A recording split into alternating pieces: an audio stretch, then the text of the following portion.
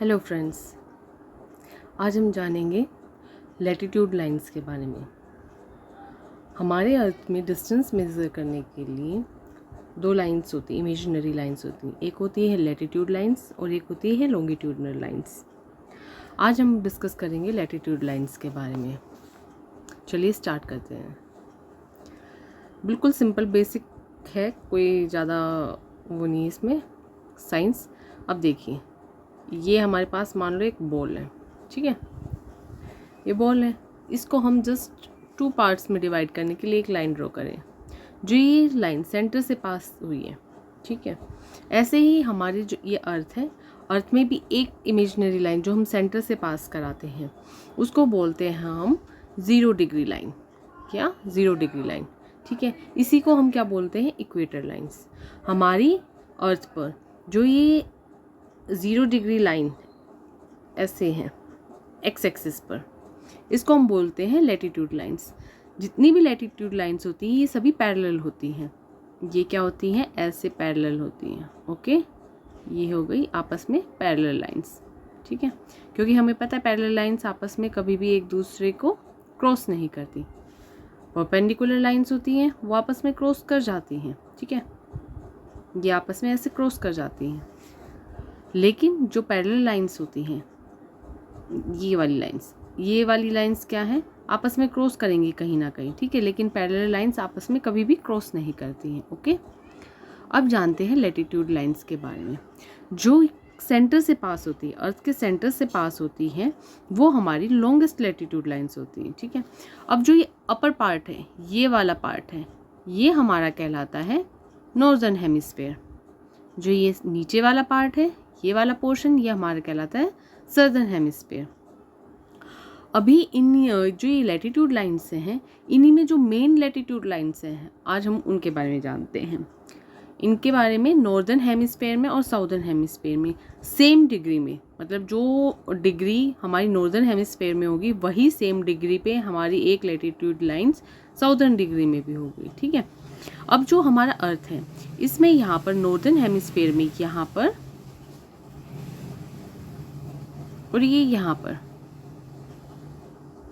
एक मिनट रुकिए, हाँ, नॉर्दर्न हेमिस्फेयर में यहाँ पर और साउदर्न हेमिस्फेयर में यहाँ पर, ये जो लाइंस होती हैं ये कितने पर होती हैं? 23.5 डिग्री नॉर्थ।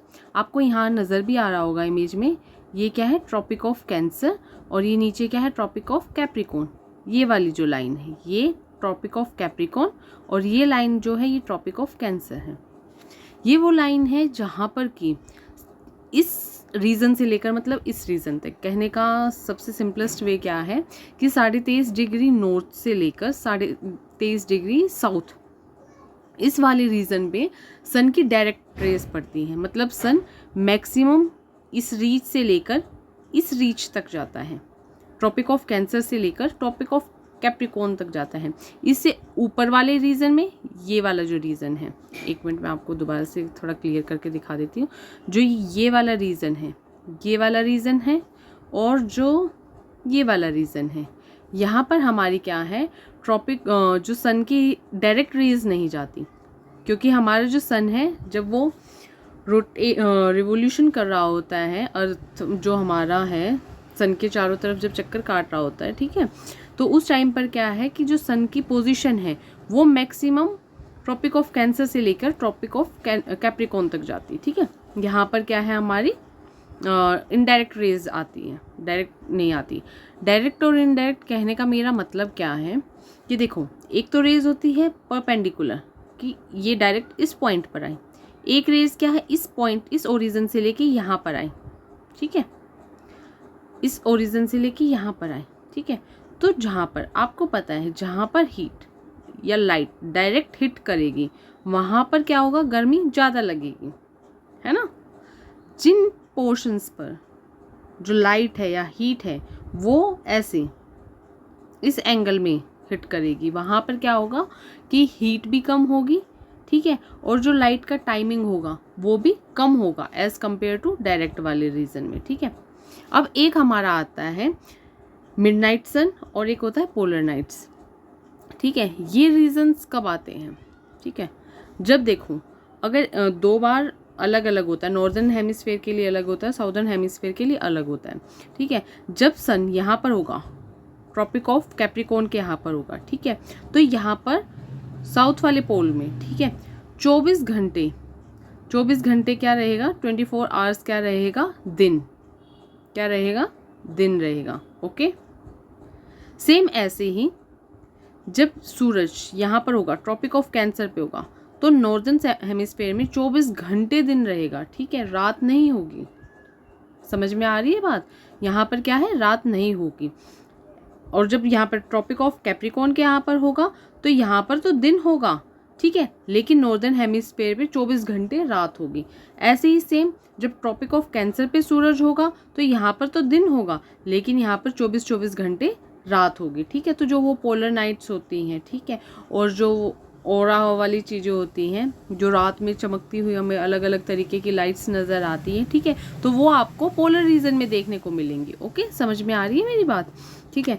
अब हम लैटिट्यूड लाइंस के बारे में कुछ एक आध बातें और देख लेते हैं, ओके। लैटिट्यूड लाइंस क्या होती है हमारी, हमने पढ़ा कि पैरेलल होती है, ठीक है। सबसे बड़ी लैटिट्यूड लाइंस कौन सी होती है, इक्वेटर वाली, क्योंकि हमें पता है जैसे ये सर्कल है, सर्कल के मिड का ये जो पार्ट होता है ये क्या हमारा होता है, डायमीटर होता है, ठीक है। डायमीटर हमारा क्या होता है, सबसे बड़ी लाइन होती है सर्कल के अंदर। उसके बाद हम कितनी ही लाइन कर ले, ठीक है, उसके नियरेस्ट टू नियरेस्ट कर ले या उससे दूर कर ले, ठीक है, सभी का जो मेजरमेंट है वो डायमीटर से कम ही काउंट होता है, ये हम सबको पता है, बेसिक है, ठीक है। तो जैसे जैसे ये पैरेलल होती है तो अब हमें ये भी पता है कि जैसे जैसे ये पोलर रीजन के पास में जाएंगी तो ये जो लाइन्स है ये अपने आप में क्या हो जाएंगी, शॉर्ट होना, यानी कि डिक्रीज हो जाएंगी, है ना, इनकी लेंथ डिक्रीज होगी, इसके कंपैरिजन में, डायमीटर के कंपैरिजन में शॉर्ट होगी, इसके कंपैरिजन में इसका सर्कल छोटा होगा, ठीक है ना। अब क्या है कि ये जैसे जैसे हम इनका डिस्टेंस भी देखेंगे, है ना, ये डिक्रीज भी होता चला जाएगा, बिल्कुल पोलर के पास जाता जाता, ठीक है। अब ये होती किस लिए है, ये इमेजिनरी वाली लाइंस हम यूज़ किस लिए करते हैं, क्या भाई क्या पर्पस था इनको लोग इन्वेंट करने का या नाम देने का, जो भी आप कह सकते हैं, ठीक है। तो मेन कारण क्या था कि अगर मान लो कोई पर्टिकुलर बंदा यहाँ पर है, ठीक है, और वो नॉर्थ रीजन में यहाँ पर लाई करता है, तो वो अपने आप को या अपनी पोजीशन को कैसे बताए, तो हमने ये नाम दिया कि यहाँ पर ये 0 डिग्री से हम इतने डिग्री ऊपर नॉर्थ में लोकेट है, ठीक है, ये 0 डिग्री से हम इतने डिग्री साउथ में लोकेट है, ठीक है। तो वहाँ से हम वहाँ की वेदर कंडीशंस या मतलब किस डिग्री पर क्या वेदर कंडीशंस चल रही हैं या क्या क्लाइमेट चेंज आ रहे हैं वो हम सब चीज़ें नोटिस कर सके और स्टडी कर सके, ठीक है ना, ये सब चीज़ें हमें पता है। अब हमें लॉन्गेस्ट तो पता लग गया कि लॉन्गेस्ट लैटिट्यूड लाइन कौन सी है, 0 डिग्री नॉर्थ वाली, 0 डिग्री इक्वेटर वाली, ठीक है। सबसे शॉर्टेस्ट या स्मॉलेस्ट कौन सी आएगी, जो नॉर्थ पोल पे है और जो साउथ पोल पे, ठीक है। हमें पता है ना जब सारी चीज़ें ये घटती जा रही तो यानी कि यहाँ पर आकर तो बिल्कुल ही छोटी रह जाएगी, ठीक है। अब ये हमारी क्या हो गई, ट्रॉपिक ऑफ कैप्रिकॉर्न हो गया, ट्रॉपिक ऑफ कैंसर हो गया, बीच में इक्वेटर के बारे में भी पढ़ लिया। अब हमें क्या पता है कि एक हमारा होता है आर्कटिक सर्कल और एक होता है एंटार्क्टिक सर्कल, ठीक है। आर्कटिक सर्कल और एंटार्क्टिक सर्कल ये भी सेम डिग्री पर नॉर्दर्न और साउदर्न में लोकेट करते हैं। ये ऊपर है 66.5 डिग्री नॉर्थ और नीचे भी 66.5 डिग्री साउथ में, ठीक है।